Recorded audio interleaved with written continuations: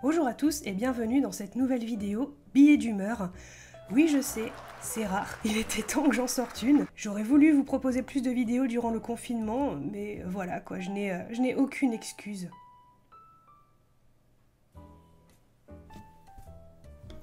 Bref, aujourd'hui j'ai décidé de vous parler d'un sujet qui fait, assez présent dans la communauté des dessinateurs. C'est le fameux débat traditionnel contre le numérique. Ça m'est venu, j'y ai repensé ces derniers temps, et c'est vrai que très souvent quand on dessine, notamment quand on fait du numérique, quand on montre nos travaux des fois à des dessinateurs, alors pas forcément que de l'ancienne génération, mais en tout cas des dessinateurs qui font du tradi, souvent ils nous disent « Ah ben c'est superbe ce que tu fais, mais c'est dommage que tu fasses pas de tradi, parce que tes dessins, bah, ils valent rien. Comment tu vas faire pour les revendre ?» Alors, j'ai reçu ce genre de remarques déjà plusieurs fois, et selon moi, ce débat est un faux débat, et pour moi, la valeur d'un dessin numérique peut tout à fait en avoir autant qu'un dessin traditionnel, et donc je vais vous expliquer pourquoi dans cette vidéo. Alors, avant toute chose, de quoi on parle? Qu'est-ce que le dessin numérique et traditionnel? Bon alors, certains d'entre vous le savent peut-être déjà, mais je préfère quand même refaire le rappel, histoire de bien placer le cadre de ce dont on parle. Le dessin traditionnel, ce sont les techniques qui regroupent tout ce qui est dessin à la main, donc c'est le dessin croquis au crayon, le fusain, la gouache, l'aquarelle, absolument tout ce que vous faites sur papier ou sur toile, sur un support physique, peut être et donc dénommé une technique traditionnelle, le graphe, n'importe quoi qui se fasse sur un support physique existant, en tout cas un support physique. Qu'est-ce que le numérique? Le numérique, ce sont les techniques de dessin qui se font exclusivement sur un ordinateur. Alors il y a plusieurs techniques, en tout cas les techniques sont regroupées sous ce nom-là à partir du moment où vous utilisez un logiciel. Ce logiciel ça peut être Photoshop, Clip Studio Paint, Procreate, que sais-je. À partir du moment où votre support de dessin est numérique, c'est-à-dire qu'il n'existe pas physiquement mais il est numérique, eh bien c'est du dessin, ce qu'on appelle du dessin numérique. Il existe plusieurs types de tablettes qu'on peut utiliser. Donc voilà ce que je peux vous dire en tout cas très basiquement sur les deux techniques dont on parle. Alors, dans cette vidéo, je vais également vous expliquer pourquoi moi j'ai choisi de dessiner au numérique. Je tiens déjà à préciser que je ne vais pas fustiger une technique par rapport à l'autre. Le choix est parfaitement personnel et va dépendre de chaque artiste et de ses goûts, de ses préférences, de ses habitudes. Les techniques de dessin sont une découverte que l'on fait par soi-même. Moi j'ai commencé comme tout le monde en faisant du tradi, j'avais pas du tout de tablette graphique au tout début, donc j'ai fait voilà, avec ce que j'avais. J'ai commencé, quand j'ai fait mes tout premiers strips de Skuld, c'était des dessins faits à la main, au crayon, sur des feuilles, parfois des feuilles à carreaux, oui je sais. Je suis une hérétique. Donc des feuilles faites sur des feuilles très simples, et ce que je faisais c'est que au tout début je scalais ma feuille et j'avais une petite tablette bambou fun, vous savez les premières tablettes les tablettes opaques les plus basiques, et je faisais un tout petit peu de couleur dessus pour donner un peu plus de peps, mais c'était tout. Je ne dessinais absolument pas avec ma tablette bambou fun parce que j'étais pas à l'aise avec, et je préférais largement dessiner à la main et ensuite coloriser avec ma tablette bambou fun. Ensuite, quelques années plus tard, j'ai acheté ma toute première tablette écran. C'était une Wacom 12. Ouais, c'est ça, une Wacom 12. Donc pas HD ni rien.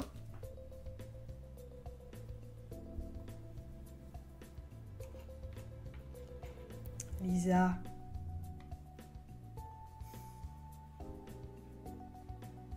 Regarde-moi la caméra si tu veux faire ta belle. Eh, pipi. Voilà. Montre-leur ta magnifique bouille en HD.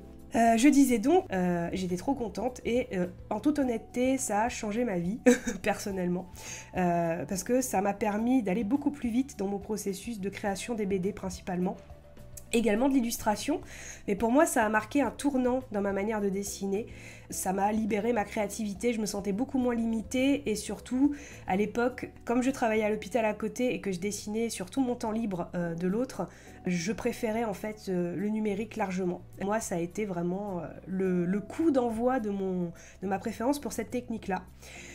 Évidemment, j'ai revendu quelques temps plus tard cette première tablette pour en acheter une un tout petit peu plus perfectionnée. Donc j'ai acheté une Wacom 22 pouces HD que j'ai gardée pendant près de 7 ans. Donc elle m'a fait 7 ans et quand je l'ai revendue récemment et elle marche encore. Donc vraiment un produit que j'ai utilisé vraiment, j'ai fait énormément de choses sur cette tablette. Donc là maintenant je travaille sur une Cintiq 24 pouces Pro 4K. Et un iPad Pro. Donc les techniques, voilà, j'ai vraiment évolué avec la technique numérique et en général quand on choisit une technique, on est de plus en plus exigeant sur la qualité de son matos, hein. C'est valable pour le traditionnel aussi, par exemple si vous faites de l'aquarelle et que vous en faites vraiment beaucoup, au bout d'un moment vous allez avoir envie d'avoir des aquarelles de meilleure qualité, avec des couleurs plus fines, vous achèterez des gammes d'aquarelles un petit peu plus chères, qui conviennent en tout cas mieux à ce que vous souhaitez rendre. C'est un peu pareil pour le numérique, au plus on l'utilise, au plus on va être exigeant sur la qualité du matériel qu'on va avoir. Donc voilà pour mon expérience, en tout cas ce que je peux vous dire sur mon expérience du numérique. Alors du coup le débat. Donc pour moi c'est en réalité un faux débat. Ce qu'il faut comprendre, c'est que les techniques numériques sont apparues dans les années 90, les premières tablettes, mais bon, honnêtement, les premières tablettes numériques, elles étaient affreusement chères et c'était vraiment un public d'initiés qui avaient les moyens de se payer ce genre de matériel et qui n'avaient pas du tout la même fiabilité que les tablettes qu'on a actuellement. Donc, auparavant, au début de la technologie, c'était pas quelque chose de franchement très accessible, vraiment. Les dessinateurs restaient pour la plupart sur une technique traditionnelle. Le numérique a vraiment commencé à exploser à la fin des années 2000, à la fin des années 2000, en 2007.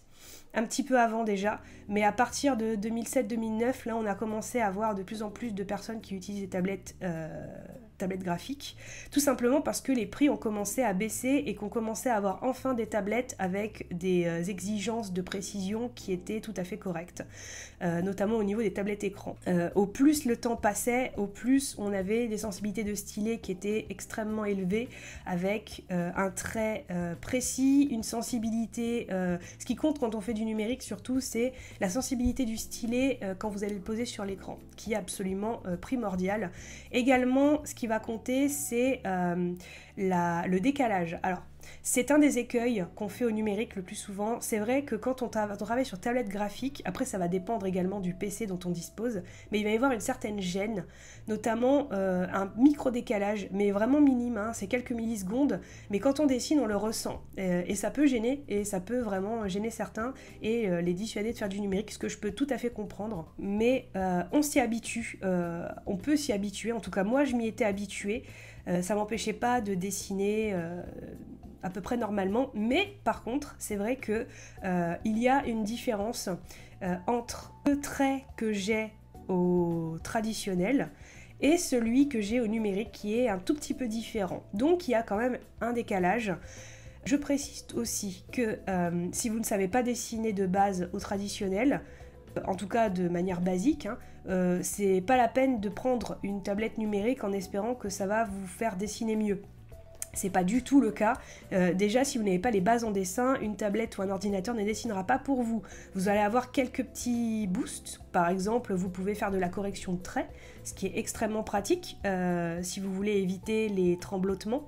Moi, je tremble pas mal quand je dessine, donc ça, des fois, je mets une toute petite correction de traits pour juste éviter que ça tremblote trop. Et donc, ce que je veux vous dire, c'est qu'il n'y a pas vraiment d'opposition entre les deux techniques. Par contre, le numérique, par rapport au traditionnel, je pense, avec notamment Internet et la possibilité de poster son travail en ligne, l'avantage du numérique, c'est que vous pouvez le poster beaucoup plus rapidement, vous n'avez pas besoin de cligner votre feuille ou ce genre de choses. Également, je pense, auprès surtout de la jeune génération, le numérique a permis de démocratiser, en tout cas de donner accès beaucoup plus facilement au dessin en lui-même par rapport à la technique numérique. Je m'explique. Lorsque vous souhaitez dessiner, en tout cas au traditionnel, hein, bien évidemment, il vous faut une feuille, enfin des feuilles, des carnets, des toiles. Ensuite, il vous faut donc le crayon, le pinceau, absolument tout votre matériel, des encres, des aquarelles, des encres de couleur, peu importe la technique que vous utilisez. Et on va pas se mentir.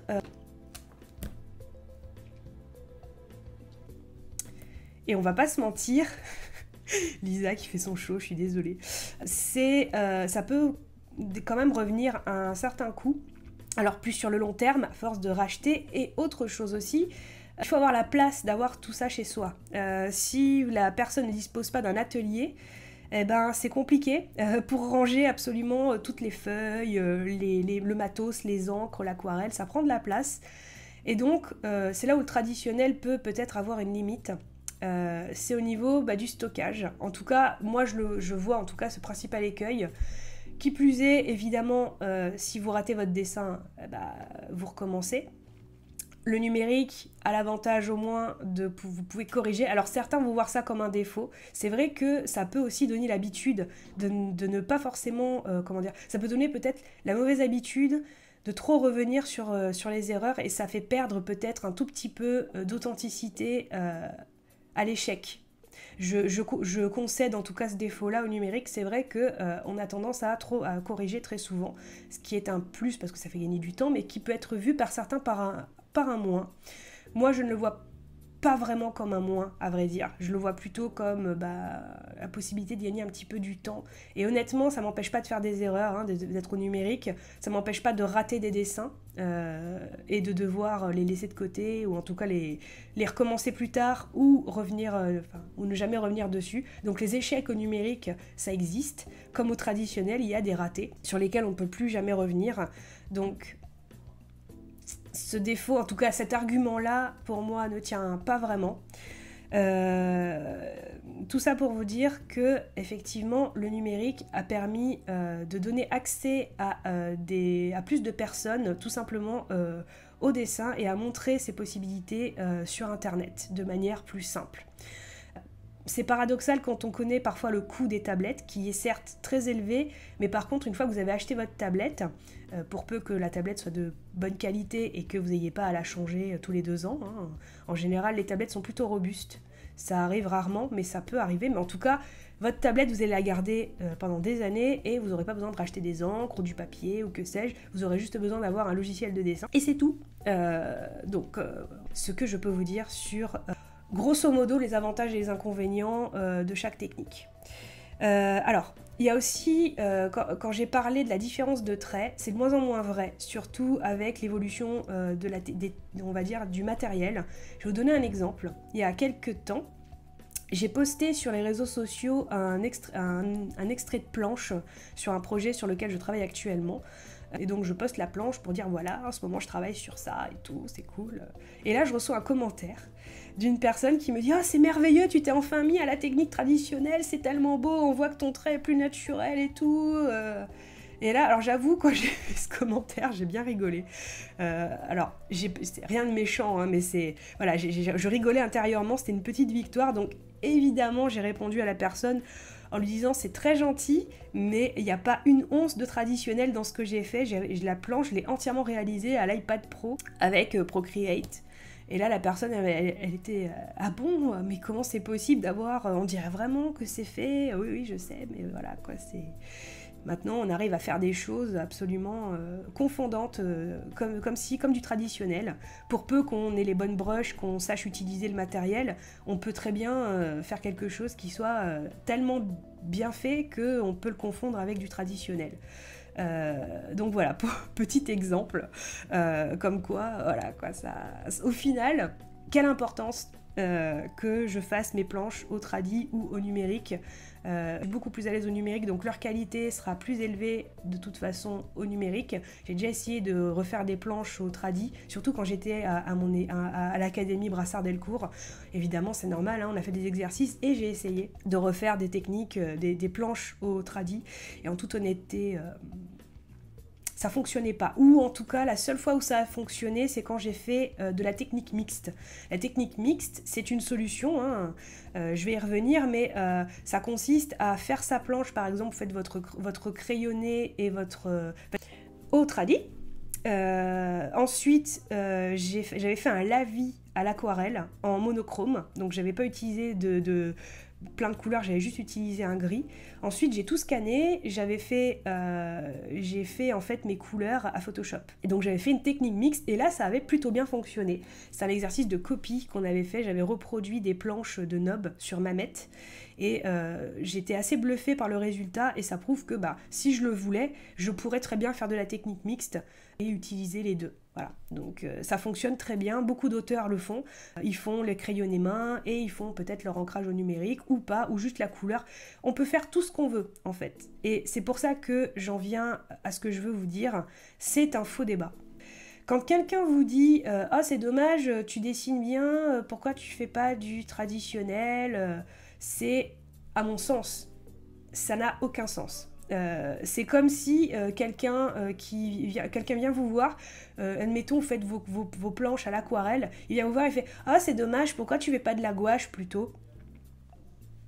Voilà, ça n'a pas de sens. L'important c'est que la technique que vous utilisiez, ou les techniques que vous utilisez, si vous faites de la technique mixte, correspondent au rendu que vous souhaitez. Voilà, c'est la seule chose qui compte, et la beauté et la valeur des planches ou des illustrations que vous allez faire, ça n'a pas d'importance si vous les faites au traditionnel ou au numérique. L'important c'est que ça soit à vous et que le rendu soit satisfaisant. Alors, évidemment, quand vous faites du numérique, il va falloir que vous appreniez à vous servir du matériel. Ça, c'est tout le monde passe par là, donc effectivement, il y a une période pendant laquelle, quand vous allez faire, si vous avez l'habitude de faire du traditionnel et que vous voulez faire du numérique, il y a une période durant laquelle vos dessins numériques vont vous paraître affreux par rapport à vos dessins tradis, ce qui est normal. C'est comme quand on apprend une nouvelle technique de dessin. Donc si vous êtes habitué par exemple à faire de la gouache, et que vous n'avez jamais fait d'aquarelle mais que vous souhaitez un petit peu faire des trucs à l'aquarelle, au début vos aquarelles elles vont vous sembler beaucoup moins belles que votre gouache ou une autre technique que vous avez l'habitude d'utiliser. C'est tout à fait normal, il faut passer du temps à apprendre l'outil, doit vous servir de l'outil que vous avez, et les logiciels en plus au numérique il y en a pléthore, vous avez Photoshop, Clip Studio Paint, Ibis Paint, Fire Alpaca, vous en avez plein, Procreate aussi, donc à chaque fois que vous utilisez un nouveau logiciel il faut que vous passiez du temps pour tester, prendre vos brushes, apprendre à vous en servir. C'est normal. Voilà. Ça ne veut pas dire que ce sera nécessairement moche tout le temps, c'est juste que vous allez avoir besoin d'un temps d'adaptation. Ce que je vous encourage à faire, si vous hésitez encore, c'est d'essayer. Vous n'êtes pas obligé de choisir une technique ou l'autre, vous pouvez très bien décider de faire les deux. Je connais des dessinateurs qui le font et ça leur réussit, mais super bien. Moi, voilà, c'est un choix que j'ai fait. De ne pas faire de traditionnel. Ça m'empêche pas d'en faire un petit peu quand même, hein. Par exemple, quand je fais la Japan Expo, quand j'ai des commandes, je fais des commandes à l'aquarelle, parce que les gens préfèrent, dans ce genre de convention, ce qu'ils aiment, c'est avoir quelque chose de physique, ce que je peux tout à fait comprendre. Donc du coup, je ressors mes aquarelles et je fais des aquarelles. Bon alors c'est pas des aquarelles de ouf, mais c'est des aquarelles quand même qui sont tout à fait potables. Donc je garde quand même un pied dans le traditionnel, et je le répète, si vous souhaitez apprendre à dessiner, commencez par le faire avec un carnet. Ne le faites pas forcément de suite au numérique. Faites-le d'abord sur un carnet et ensuite, en apprenant, vous faites en parallèle sur les deux. Mais je vous le répète, la tablette ou l'ordinateur ne dessinera pas à votre place. Donc voilà, ce que je souhaitais vous dire sur ce petit billet d'humeur. J'ai peut-être oublié certaines notions. Normalement, j'ai tout dit, ce que je souhaitais en tout cas. N'ayez pas honte de la technique que vous utilisez si vous faites du numérique, et surtout si quelqu'un vous sort un truc condescendant du type « Ah, tu devrais faire du tradi », remballez-le gentiment en lui expliquant que voilà, c'est simplement une technique que vous avez choisie et que ça a la même valeur que une technique traditionnelle. Vous avez parfaitement le droit de ne pas être d'accord avec ce que je dis. Si c'est le cas, n'hésitez pas à le dire dans les commentaires. toujours avec respect, tout ça, il n'y a pas d'animosité particulière à avoir, c'est juste une impression personnelle qui peut très bien amener à un débat. N'hésitez pas si vous avez quelque chose à dire sur ce sujet-là. En tout cas, moi de mon observation par exemple, les gens, notamment sur les commissions, le fait que ce soit du numérique, ça ne les freine absolument pas pour m'acheter des dessins. Voilà, ça a la même valeur, j'y passe du temps aussi, et donc voilà, pour moi ce débat, c'est pas qu'il n'a pas lieu d'être, c'est qu'il est de plus en plus désuet. Il était peut-être vrai à une époque où le numérique était vraiment une technique très exceptionnelle et était réservé à une certaine population qui avait les moyens de se payer le matos pour ça. Maintenant, vous pouvez avoir des tablettes numériques très performantes pour des prix, alors je dirais pas dérisoires, j'irai pas jusque-là, mais en tout cas des prix coût moins élevé qu'avant. Donc vous pouvez très bien maintenant avoir accès à une technique numérique bien plus facilement qu'avant. Si vous êtes un dessinateur traditionnel et que vous souhaitez vous mettre au numérique, ou en tout cas commencer au numérique, renseignez-vous quand même sur la qualité, en tout cas déjà avoir un PC à peu près potable, ça c'est le minimum des conseils, mais ce que je peux vous conseiller moi, après c'est un conseil personnel, hein, vous n'êtes pas obligé, mais je sais que par exemple un produit comme l'iPad, il est plutôt apprécié des dessinateurs traditionnels parce que l'aisance de trait dessus est très proche d'une sensation numérique. Si en plus vous mettez un revêtement Paperlike dessus, c'est encore mieux. Vous avez la sensation d'être sur une feuille. Donc si vous devez commencer, peut-être si vous pouvez bien sûr, parce que je sais très bien que l'iPad c'est pas forcément le produit le plus accessible, bien que maintenant avec le reconditionné, vous pouvez très bien en avoir un pour un prix à peu près raisonnable. Vous n'êtes pas obligé de prendre un pro non plus, mais en tout cas voilà. Maintenant les produits sont de plus en plus précis. Si vous faites du traditionnel et que vous souhaitez rester au traditionnel et que vous ne voulez absolument pas faire du numérique, ok, il n'y a pas de souci. Il n'y a vraiment aucune règle, il n'y a pas d'obligation, c'est très bien, continuez et faites ce qui vous fait plaisir avec la technique qui vous convient. Voilà, cette vidéo est déjà beaucoup trop longue, j'espère en tout cas qu'elle vous aura intéressé. N'hésitez pas à commenter la vidéo si vous avez des choses à dire ou si vous voulez faire un retour d'expérience.